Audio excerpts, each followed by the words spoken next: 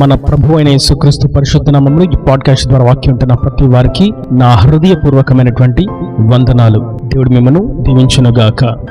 కీర్తనల గ్రంథం 22వ కీర్తన 23వ చరణం చివరి మాట: ఇజ్రాయేలు వంశస్థులారా, మీరందరూ ఆయనకు భయపడుడి.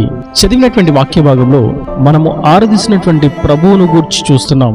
కీర్తనాకారుడు ఈ విధంగా రాస్తున్నాడు, ఆయనకు మనం భయపడాలి అని. ప్రభు మనకు సెలవిస్తున్నటువంటి మాట, మనము దేనికి భయపడకూడదు అని, కానీ మనము ఆయనకు మాత్రమే భయపడాలి. ఎవరైతే దేవునికి భయపడతారో, ఎవరైతే దేవుని యందు భయము కలిగి జీవిస్తారో వారు దేనికి భయపడవలసినటువంటి అక్కర్లేదు. అటువంటి వారు దేనికి భయపడరు.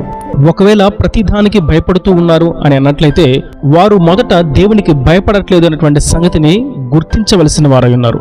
పరిశుద్ధాత్ముడు నేడు తేటగా సెలవిస్తున్నారు, మీరందరూ ఆత్మీయ ఇజ్రాయేలుగా ఉన్నటువంటి మనమందరము, ఆయన రక్తంలో కడగబడినటువంటి ఆయన జనాంగముగా, ఆయన పేరు పెట్టబడినటువంటి మనము ఆయనకు భయపడాలి.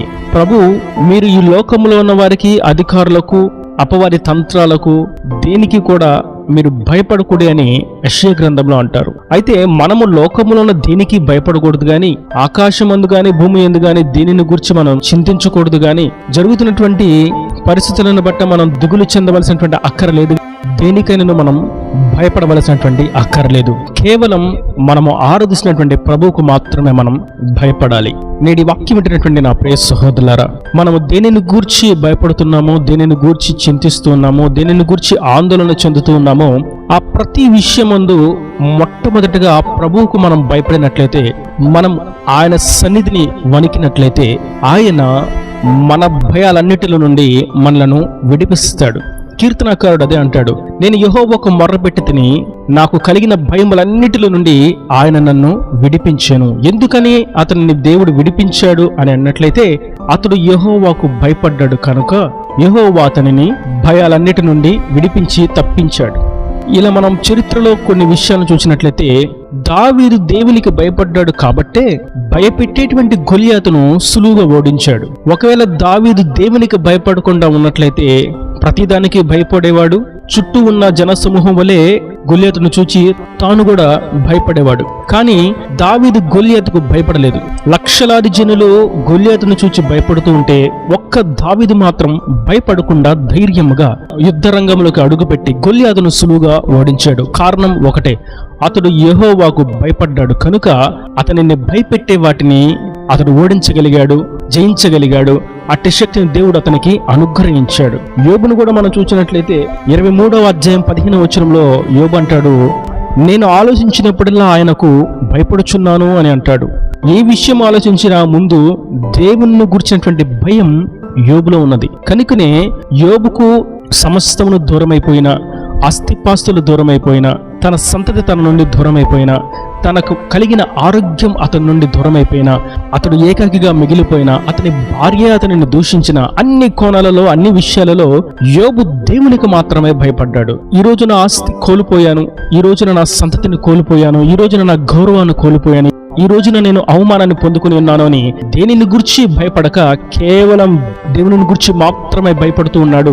1వ అధ్యాయం 2వ అధ్యాయంలో యోబు యొక్క క్లిష్టమైనటువంటి స్థితిని గురించి మనం చూస్తాం. ఈ 23వ అధ్యాయంలో తన స్నేహితులతో సంభాషిస్తున్నటువంటి ఆ సంభాషణలో మనం చూస్తాం, మనం ఆయనను గూర్చి భయపడినప్పుడు ఆయన మన భయాల నుండి విడిపిస్తాడు.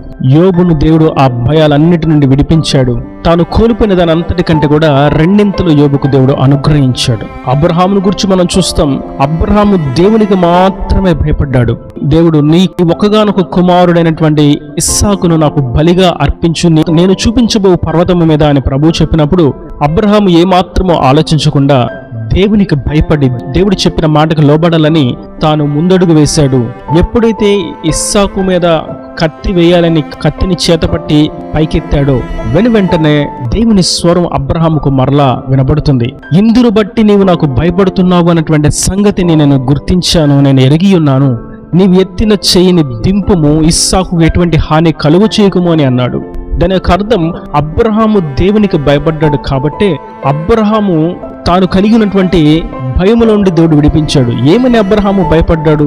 నేను వృద్ధాప్యములో ఉన్నాను, ఇప్పుడు నాకు సంతతి లేకపోతే నన్ను గూర్చి, నా కుటుంబమును గూర్చి, నా ఆస్తిని గూర్చి ఎవరు బాధ్యత తీసుకుంటారని భయాలలో ఉన్నాడు. కానీ దేవుడు అబ్రహాములో ఉన్నటువంటి భయాలన్నిటిని కూడా తీసివేశాడు. కారణం ఒకటే, ఇందును బట్టి నీవు నాకు భయపడుతున్నావు అనేటువంటి సంగతిని నేను ఎరిగి ఉన్నాను, కాబట్టి నీవు దేని గురించి భయపడుతున్నావో ఆ భయాల నుండి నేను నిన్ను విడిపిస్తున్నాను అని అబ్రహాముకు నాడు ఒక నూతనమైనటువంటి వాగ్దానం చేసి అతని ద్వారా సమస్త జనులు దీవించబడినట్లుగా దేవుడు ఆశీర్వదించాడు.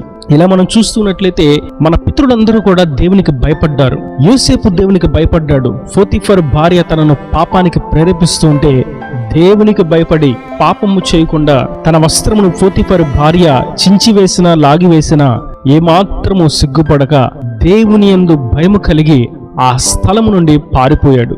యోసేపుకు కలిగినటువంటి ఆ భయాలన్నిటి నుండి దేవుడు విడిపించి ఆ దేశమును పాలించేటువంటి రాజుగా దేవుడు యోసేపును నిలబెట్టాడు. నేటి వాక్యం ఉంటున్నటువంటి నా ప్రియ సహోదరులారా, మనము దేవునికి భయపడినట్లయితే దేనికి భయపడవలసినటువంటి అక్కరలేదు. ఆర్థిక ఇబ్బందులను గూర్చి, అప్పుల సమస్యలను గూర్చి, అనారోగ్య సమస్యలను గూర్చి, కుటుంబ కలహాలను గూర్చి, కోర్టు సమస్యలను గూర్చి, వివాహమును గూర్చి, సంతానమును గూర్చి, చదువులను గూర్చి, చేవృత్తులను గూర్చి, ఇలా అన్ని కోణాలలో ఏవైతే మనకు భయాన్ని గురి చేస్తున్నాయో వాటిని గురించి మనం భయపడవలసినటువంటి అక్కర లేనేలేదు. కారణం, మనం ఆయనకు భయపడుతున్నాము కాబట్టి. కనుక నేటి క్లుప్త సందేశముల ద్వారా మనం గుర్తించవలసింది, మనము మన దేవుడైనటువంటి యెహోవాకు భయపడాలి. ఆయనకు మనం భయపడినట్లయితే మనకు కలిగిన ప్రతి భయాల నుండి ఆయన మనలను విడిపిస్తాడు.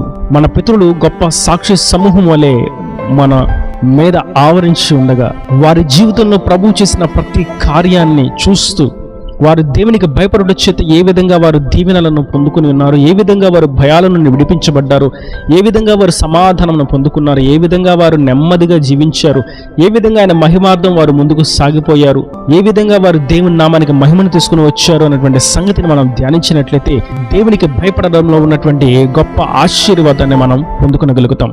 నిజంగా దేవునికి భయపడడం అనేది గొప్ప ఆశీర్వాదము.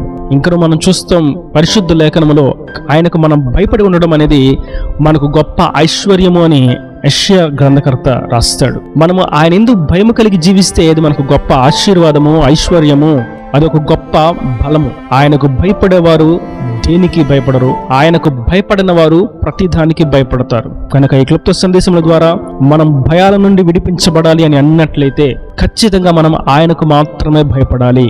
ఇక దేనికి మనం భయపడవలసినటువంటి అక్కర్లేదు. యుద్ధాలను బట్టి, కొరతలను బట్టి, కరువులను బట్టి, అలజడులను బట్టి, రాజ్యాంగాలను బట్టి, వివాదాలను బట్టి, ఉన్మాదులను బట్టి మనము దేనికి కూడా భయపడవలసినటువంటి అక్కర లేనిలేదు. కనుక దేవునికి భయపడిన వారంగా మనం నిలిచి ఉందాం. దేనికి భయపడక ధైర్యంగా ముందుకు సాగిపోదాం. ఆయనకు భయపడడంలో ఉన్నటువంటి ఆశీర్వాదంను, దీవెనను మనం పొందుకుందాం. దేవుని రాజ్యానికి వారసులుగా మార్చబడదాం. ఈయన దేవుని మాటలు ప్రతి వారి హృదయంలో నిలకట్టి ఫలింపు చేయను గాక. ఆమేన్. God bless you. తలలు వంచి కన్నులు మూసినట్లయితే మీ కొరకు చిన్న ప్రార్థన. ప్రేమ స్వరూపి కరుణ కటాక్షంగల నా తండ్రి, నా ప్రభు, ఈ వాక్యాన్ని ప్రతి వారిని మీరు నిండాలుగా దీవించండి, ఆశీర్వదించండి.